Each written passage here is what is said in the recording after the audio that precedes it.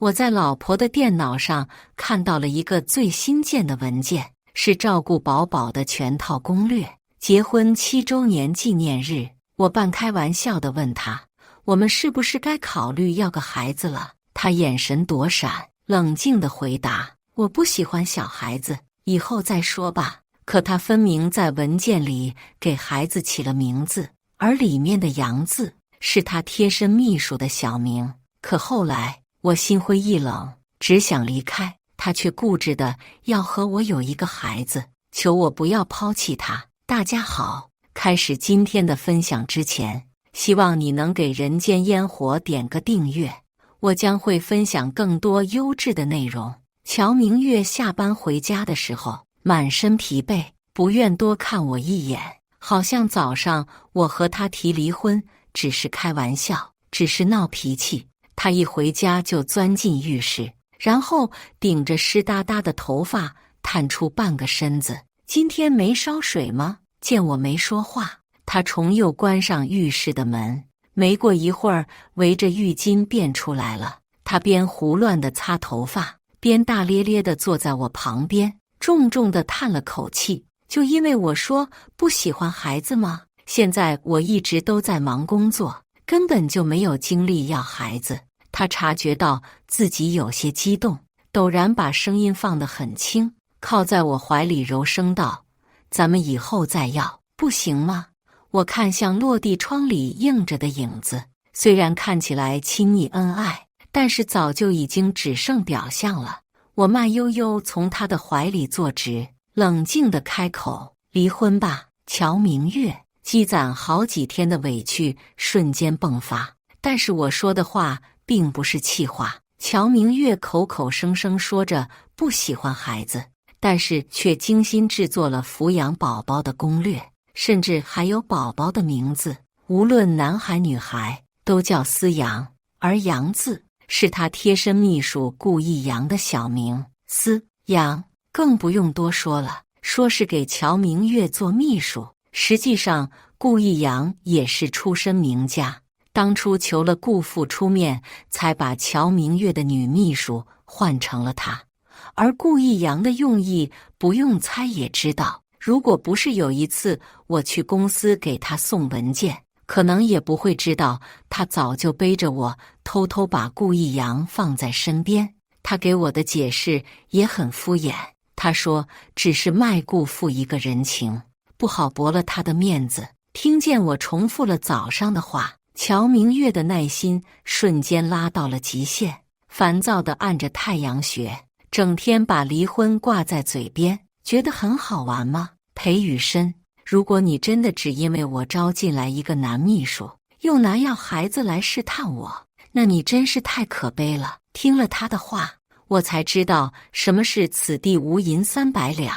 除了那一次偶然遇见顾一阳，我从来没有在他面前提过。他站起身要走，我抬起头充满嘲讽地问他，那好，我不试探你，你喜欢顾一阳吗？几个月前是我的30岁生日宴会，乔明月答应为我准备一场盛大的宴会，全市的名门贵族都会来，可是我却迟迟等不到他的身影。我精心布置好宴会厅，却被记者围堵在角落，逼问我大学时被霸凌的场景。我的心脏好像被人紧紧握住，直到被榨干最后一滴血。盛世宴会转眼间变成撕开丑陋过往的审判会。我给乔明月打了无数次电话，可是一直都是无人接听。乔父一怒之下，在媒体面前宣布要把我这个女婿踢出乔家。最后还是乔明月的继母劝他，为了家族名声着想，才没有当场逼着我离婚。后来我派人偷偷调查，这些媒体是听了顾一阳的消息，才来我的生日宴会上捣乱。我拖着狼狈不堪的身子逃出会场，深知被自己所爱的人被刺是什么滋味。等我回家的时候，乔明月背对着我坐在餐桌旁，大口大口地灌红酒。他猛然回头看我，在暗夜里也能看到他的狠厉。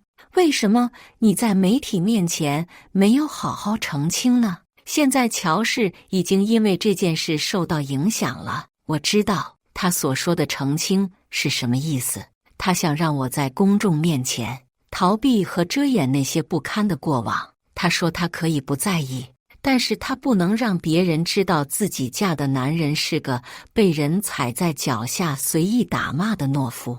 但我何尝不知道，他才是最在意的那个呢？而就是那天夜里，我看到了床头上的他的手机亮了一下，顾一阳，刚才一起吃饭的照片，我修了一下，你看看好不好看？过几天就是我生日了，你打算送我什么礼物啊？还是说要给我个惊喜？那晚，我看着身旁酣然入睡的乔明月，再也不想被他任何的软语动摇自己的决心。直到我看到他精心准备的宝宝攻略，我也终于明白了他的心早已游离。我问乔明月究竟喜不喜欢顾一阳，他始终没有给我准确的答复，只是把一切的乱糟都归咎到我的身上。不要再闹了，我们已经一起走了7年了，那些不容易，难道你就能轻易放弃吗？那些不容易，我恍惚间甚至不相信他还记得过去那些回忆。我和乔明月是同命相连的人，她是私生女，被人唾骂厌弃，而我的继父对我非打即骂，妈妈软弱无能，非但不能救我，还劝我对那个不堪的家庭隐忍。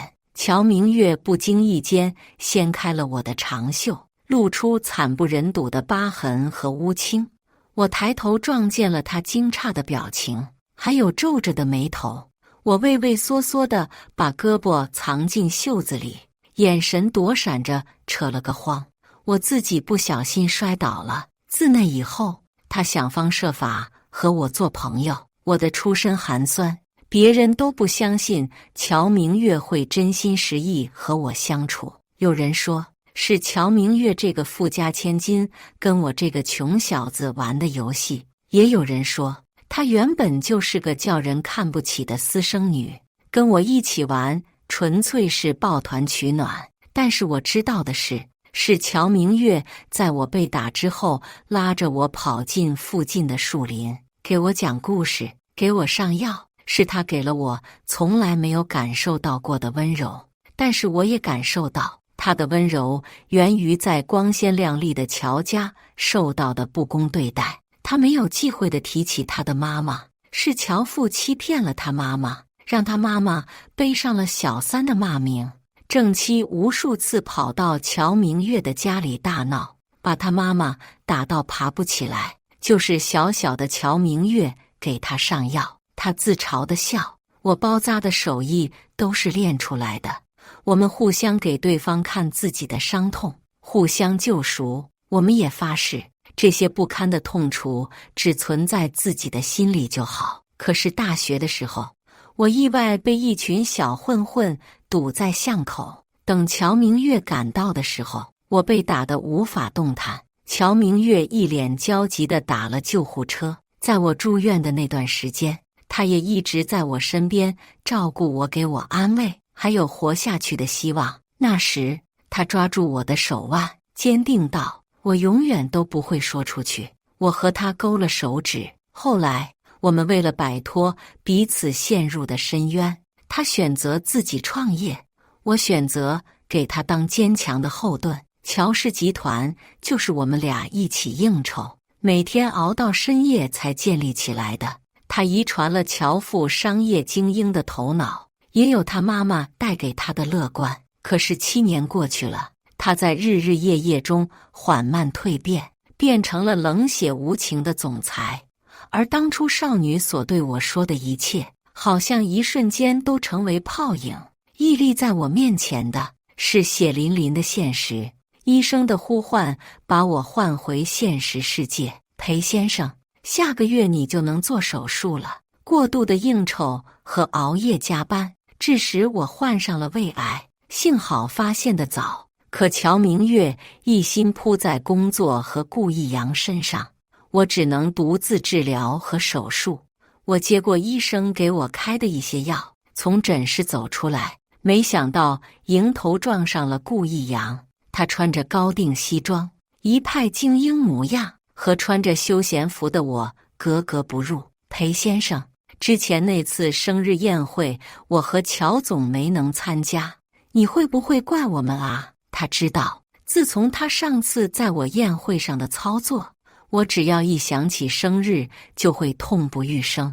我没有刻意和他争执，勉强笑着看他。虽然你的人没来，但是那么贵重的礼物我收到了。他刚要继续挑衅我，却似有所感地转过身。不远处，乔明月黑沉着脸朝着我们走过来。顾逸阳一脸哭笑不得地跟乔明月装委屈：“你看看啊，乔总，裴先生还在因为上次生日宴会的事情生气。那天我们干什么来着？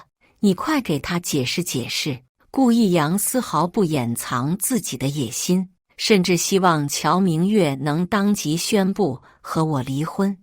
而自觉心虚的乔明月微微朝他皱了下眉毛，然后生硬地转移话题。他看着我手里拎着的药袋子：“你病了吗？”其实但凡乔明月肯看一眼床头压着的那一叠检查单，他就绝对不会问出这么白痴的问题。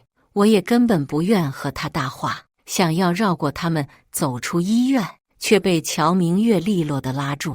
今天公司体检，你也一起体检一下。我看你的脸色不对。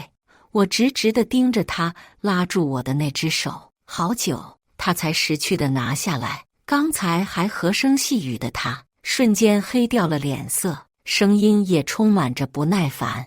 你今天是特意来找顾逸阳问我的行踪吗？你可不可以不要整天胡思乱想？我真的没那么多耐心。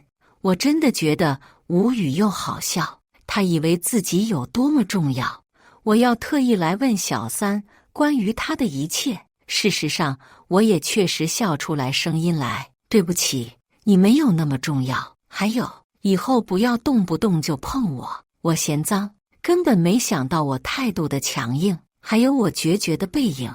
乔明月不顾在公众场合喊出我的名字，但我不做停留，继续往自己的方向走。男人声音从身后传来：“明月，你没必要为了那种男人动气。”我拎着药袋走到了乔家门口，想了想，还是转身离开，住进了从前的老家。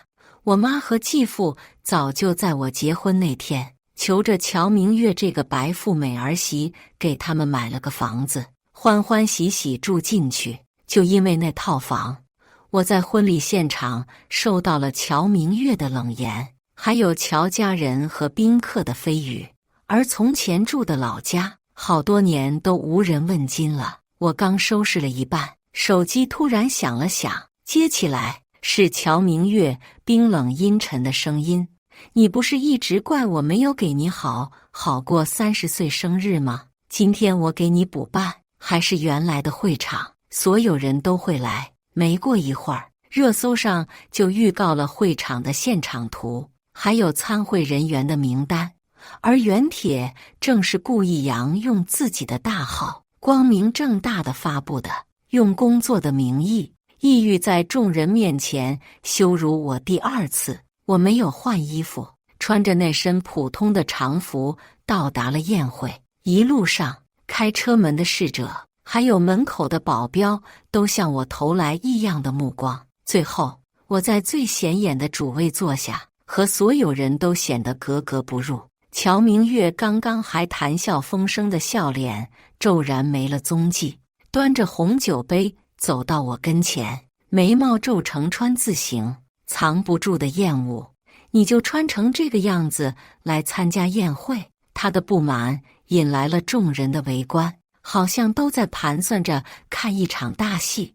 我随意地把手边的草莓蛋糕塞进嘴里，故作疑惑地问他：“这不是我的生日宴会吗？”刚刚还喧闹的现场沉寂一片。乔明月咬着红唇，最后把手里的酒杯啪地摔在了地上。顾逸阳连忙上来搀住他：“委屈地看向不为所动的我。裴先生，最起码你要给乔总留点面子啊！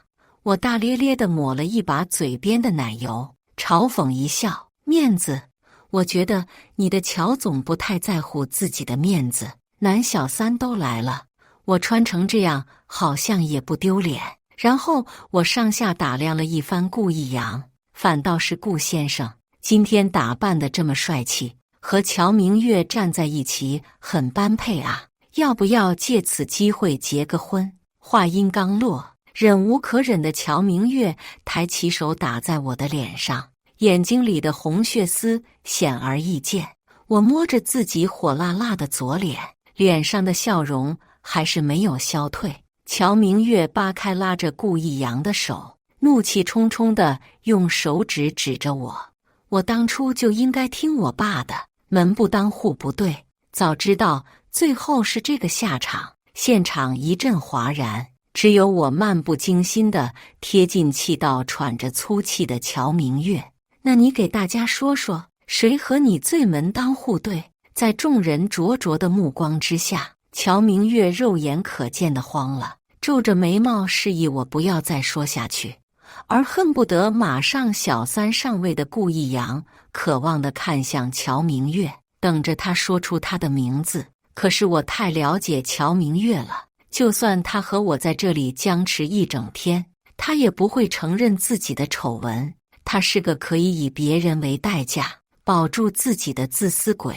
顾一阳看着压根不想说话的乔明月，眼神中带着怨怼，一直在扯他的衣角。在场的媒体也拿着长枪短炮对准乔明月低沉暗黑的脸。我又往前一步，低头和他对视，笑着一字一句地说：敢做不敢当，真让人看不起。我能感受到他颤抖着身子，还有死死攥着的拳头。僵持之下，他恶狠狠地盯着我，声音很轻：别再闹了，裴雨申。我没有理他，而是偏头看向撇嘴的顾一阳。顾先生不是一直喜欢我老婆吗？现在你也看到了，这女人也只是玩玩你。顾一阳一脸委屈地拉着乔明月的胳膊，来回晃着。你说话啊，明月。在场的宾客也慢慢地看出来究竟是怎么回事，全部在对着他们俩议论纷纷。乔明月看我的眼神愈发狠厉，最后暴怒指向门口，完全失去了理智。给我回家！你还嫌丢的脸不够吗？我看着暴怒的乔明月，只觉得爽快。我又咬了一口蛋糕，慢悠悠地说道：今天当着大家的面，正好我要跟你离婚，而且我因为工作得了胃癌，算是工伤了，别忘了给医药费就行。目目圆睁的乔明月，眼神在那一瞬颤动着，不可思议地看我。你说什么？我没有心思再和他重复，拿起旁边的纸巾擦了擦手，跟宾客微笑告别。而呆愣在原地的乔明月慌张地拉住我的手，被我一把扯开。他神情复杂地叫我的名字：雨申，雨申，你站住，给我说清楚。可我一步都没有停下，直到在众目睽睽之下走到宴会门口，只听见餐具叮当的摔裂声，此起彼伏，最后是乔明月充满痛苦的低吼声：雨申，你给我回来！我丝毫没有理会他的挽留，把他自己搞出来的烂摊子留给他自己处理。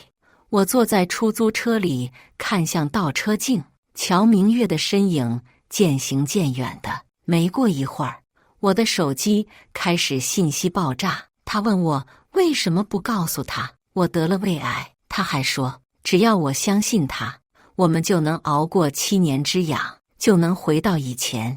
我一直没回，他就一直给我发信息，从过去到现在，还有根本不存在的未来。他问我还记不记得那个保护我的少女，带我逃离不幸的家庭那个少女，是她，但绝不是现在的她。我什么都没有回复，等我看烦了以后，才把她给彻底拉黑。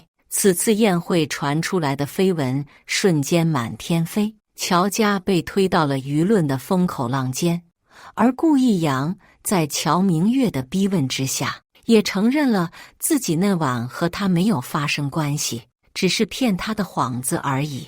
乔明月当即掀了顾父的饭桌，不惜两家决裂，也要和顾逸扬划清界限。在媒体的镜头前，也眼神坚定地说，他会追回我，他乔明月也绝对不会离婚。我当天就在微博上晒了离婚协议书，并且配了文字，你不能决定离不离婚，你没有这个资格。为了我自己的健康和后续的生活考虑，我安稳住下来之后，就去了乔明月的死对头苏淼的公司工作。无论我到哪家公司，乔明月都会来插一脚，但是苏淼和他势均力敌，他也不敢怎么样。我报了自己的名字，苏淼就让秘书把我带上去了。我把手里的简历递给他，他玩味地扫了一眼，最后把目光落在了我的身上。你和乔明月的事情闹得沸沸扬扬，看来这回他可是声名狼藉了啊！我没有接他的话，一本正经地看向他。我是来应聘的，我可以从小员工开始做起。但是苏淼的心思完全没有在这上边，手指转动着钢笔。你说，要是他知道你在我这里上班，他会不会再疯一次？我听着他句句不离乔明月，我的耐心也已经彻底耗尽。从桌子上把简历拿起来，转身要走，却被苏淼一把拽住，饶有兴味地端详着我，就好像把我当成了挟制乔明月的工具。我强忍着情绪，客气道：“算我来错地方了。”没想到他完全不肯放手，死死地拽着我。就在这时候，办公室的门被撞开，我倏然抬头，是乔明月，他身后是追得气喘吁吁的助理。苏总，我真挡不住。苏淼一个手势，让他先出去了。乔明月皱着眉毛看向苏淼拽住我胳膊的手，恨不得马上就把它撕碎。他的声音低沉阴冷：“裴宇深是我老公，你给我把脏手拿开。”苏淼松了一些力道，我才把胳膊拽了出来。苏淼勾起红唇笑笑：“你老公又怎么样？人家都不要你了。”我一刻都没有迟疑，也懒得介入他们的恩怨。我转身走到门口，和乔明月擦肩，他落寞地轻轻拉住我，声音中带着些许隐忍：“你是故意气我的，是不是？”我连头都没回，等着他识趣的把手松开，我才脚步匆匆地离开。刚走到电梯门口，就看见乌泱泱的一群人冲进苏淼的办公室。有人来闹事，快去叫保安，快去！当天晚上，我就收到了派出所打来的电话，叫我去保释乔明月。我说我已经和他没有任何关系，可是民警同志说没人去认领乔明月了。虽然我知道这只是他要见我的借口，但我还是去了一趟派出所。我先去交了罚款，然后安安静静地坐在派出所大厅等结果。乔明月向来细致打理的长发乱糟糟的，在见到我的那一刻，他颓废的眼神亮了几分，做事要来靠近我。你还是决定原谅我了，对吗？我知道之前都是我的错，我也没有资格和你讨价还价，但是我打断了他的话，我不是来听这些的，保释你只是顺便，我主要是想来签离婚协议书。乔明月的眼里闪过一丝绝望，要伸过来的双手悬在半空，不住地颤动着。我转身，麻烦警察叔叔帮我打印了一份早就拟好的离婚协议，然后递给乔明月。我的语气平静地分析：是你出轨在先，但是我也没想做得太绝，而且你们家人也肯定不会让你净身出户。我知道我斗不过资本，那就平分吧。乔明月连思考都没思考，直接点了点头，然后颓然地低下。财产你要多少，我给你多少，我不会亏待你的。但是能不能先不要离婚？下个月就是我的生日了，我只求和你一起过个生日。我还没有做出回应，乔明月隐隐地红着眼眶，把桌子上的协议书死死地攥在手心里，变成一团废纸。我叹了口气，也不想在这里跟他多费口舌，便起身离开了。听说我要闹离婚的妈妈和继父直接回到老家找我，控诉我不知好歹。他们就像吸血鬼一般，自己过着不幸的生活，还要把我也拉进去。由于我换了锁，他们两个蹲在房门口，一见到我就开始对我指指点点。我妈总是露出那种好像我欠她一样的苦瓜脸。我生你养你，现在你却闹幺蛾子，你没了乔明月，你能活吗？我哑声失笑，觉得他很悲哀。我还能活得很好。继父年纪大了，刚要伸手打我，却差一点闪了腰。你这个赔钱货，把你入赘乔家还算好的，现在竟然要闹离婚，你给老子滚回乔家去！多少年没有听过他的声音，没想到现在听见还是会觉得恨意萌生。我平静地看着他，然后抄起楼道里放着的拖布对到他跟前。你没发现你才是这个家里最无用的人吗？烂人一个，只会欺负弱小，还恬不知耻地跟乔家乞讨，没见过你这么恶心的人。我边说边把拖布上的水往他身上甩，他被我逼到墙角。我妈过来拉我，雨深，你把你爸打坏了怎么办？我越笑越癫狂，他是我哪门子的爸？打坏了是他活该。老头子被我追着跑了几个来回楼道，我也把这些年想骂的话一股脑骂了出去。最后在单元门前停下，我扶着肚子喘着粗气，身子支撑着拖布。如果还敢来，我就报警了。继父条件反射地颤抖着身子，用双手挡在身前，然后拉着我妈连滚带爬地跑掉了。我还没走到楼上，我的卡里多了一笔钱，备注是给你爸妈的。乔明月的微信被我拉黑，他就用短信给我发消息，我知道你爸妈难缠，不要和他们计较，身体要紧。他现在倒是像个关心妻子的丈夫了，可是他在我这里已经死了，离手术的日子越来越近，我近期也不能剧烈运动，只能在家歇着。乔明月知道我不会允许他来照顾我，就把乔家从小照顾他的张妈送到我家来。他从楼下一眼不眨地朝上看我，就像一尊直挺挺的雕像。张妈和我一起站在阳台上往下看，明月还真没有这么小心翼翼过。即使他小时候受了那么多的苦，但是也从来没有磨掉他的心性。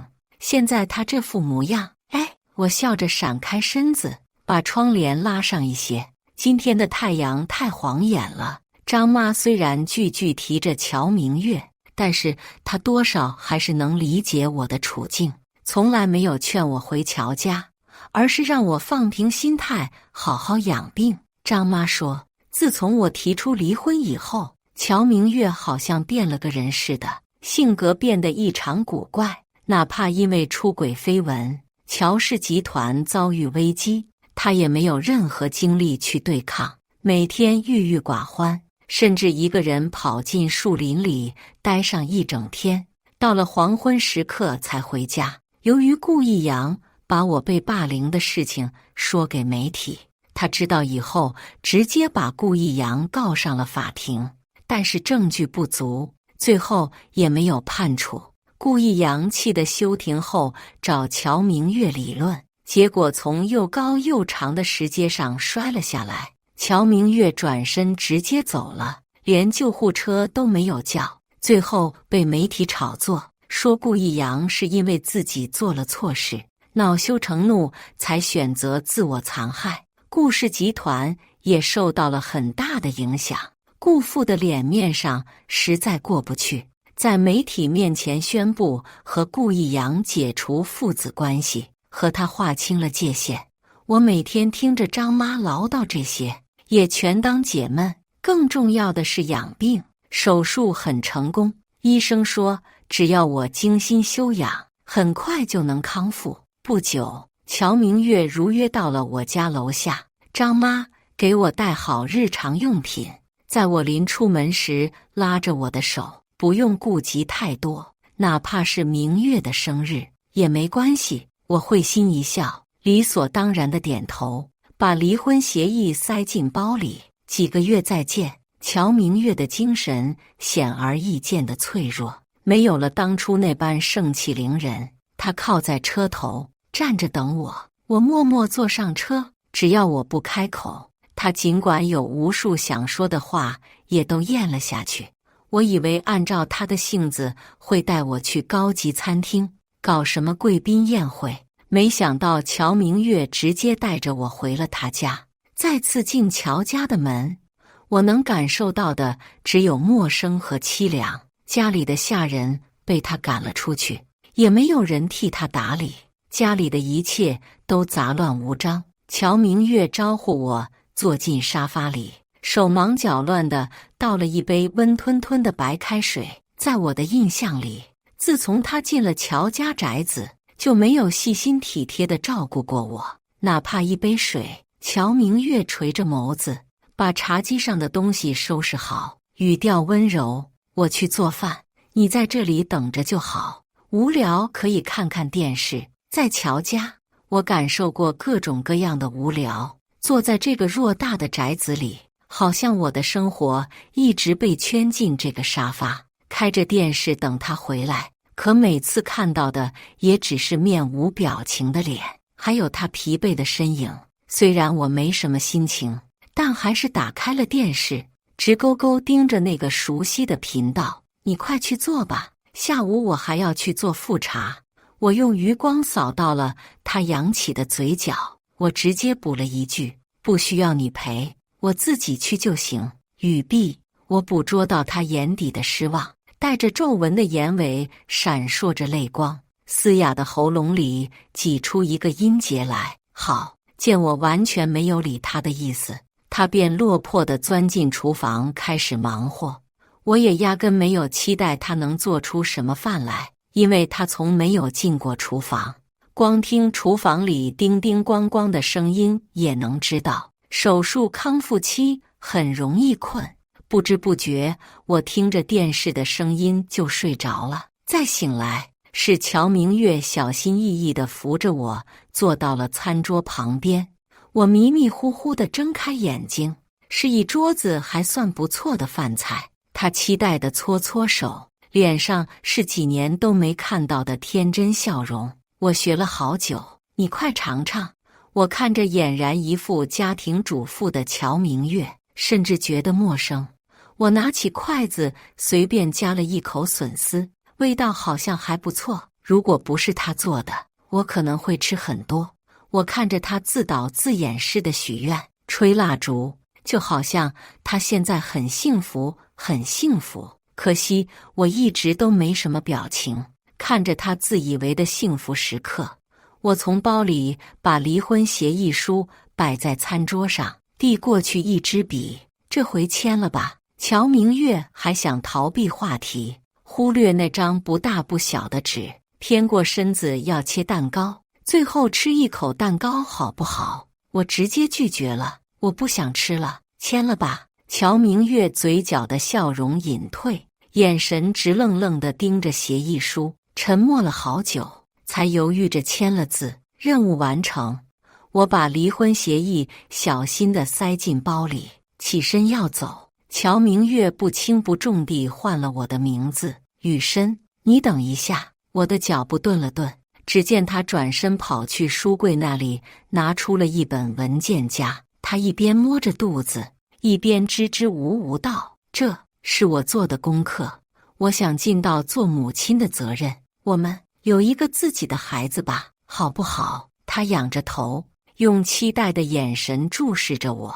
想当初，我才是那个最期待孩子降临的人。我大致看了一眼，和我上次在他电脑里看到的不同，更细致，周边也更可爱，上边还有我和他的照片。无论他想以此证明什么都好，我都不想再留下和他有关的任何东西。我也不想孩子降生在一个没有爱的家庭。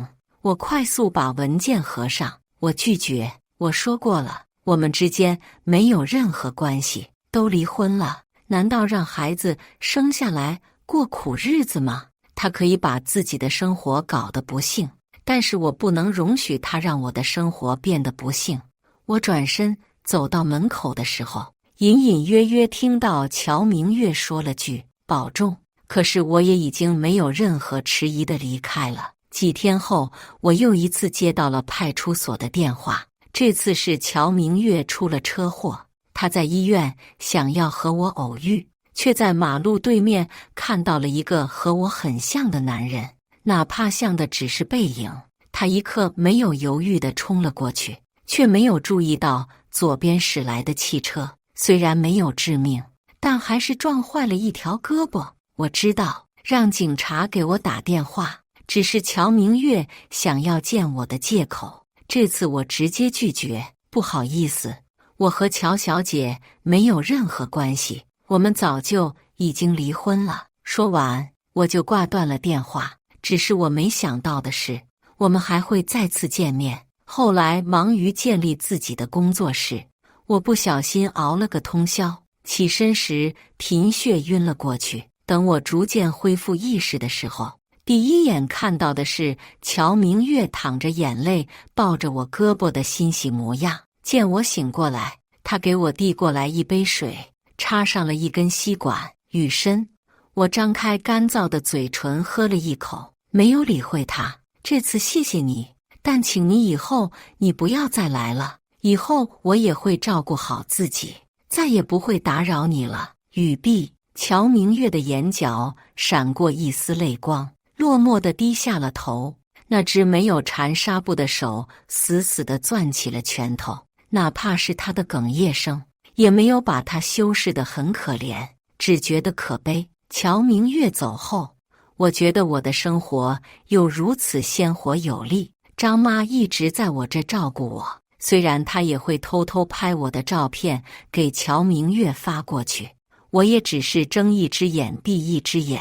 如果我的照片能慰藉他悲哀的一生的话，但显然没有，因为在热搜上爆出了乔明月确诊了抑郁症，乔氏集团也被一点点打垮，好几家企业抢着收购，乔氏垮台。最火的还是乔明月手机里的照片，就是我，还有用 AI 生成的我和他的孩子照片。乔明月被推到了舆论的风口浪尖，他出轨的事情被曝光，乔明月追悔莫及，才患上了严重的抑郁症，只能成天捧着我和那张假女儿的照片发呆。可是这一切都是乔明月自作自受，无论是我还是网上的网友，没有一个人觉得他可怜。媒体几次想闯进乔家拍摄素材，都是乔明月的妈妈拦着挡着，不想他女儿受到一点伤害。乔明月小时候保护自己的妈妈，现在也全都反转过来了。可是这些事情没有干扰到我半分，我早就脱离了媒体的视线，过着平淡普通的生活。后来我正常谈了恋爱，结婚，1年后妻子生下了一个女儿，女儿的眉眼意外地很像我，妻子给她取名为舒涵。孩子满1岁的时候，张妈来参加了孩子的生日宴。离开时，她悄悄拍下孩子的照片，给乔明月发去了照片。我没拦着。后来，妻子收到了很多给舒涵的礼物，她感到疑惑，我却一眼看出这是乔明月送来的。妻子知道我和乔明月过去的事情，她并不计较，只是问我是否要留下这些礼物。留下吧，但我绝对不会让他打扰我现在的家庭。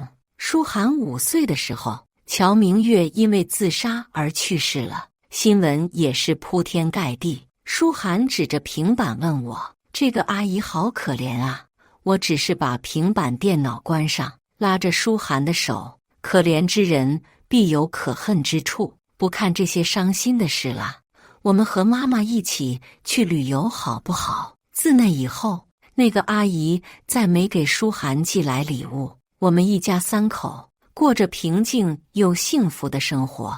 以上就是今天分享的故事。大家有什么想说的、想吐槽的，欢迎在下方评论交流。也更希望能给人间烟火点个订阅，我将会分享更多优质的故事内容。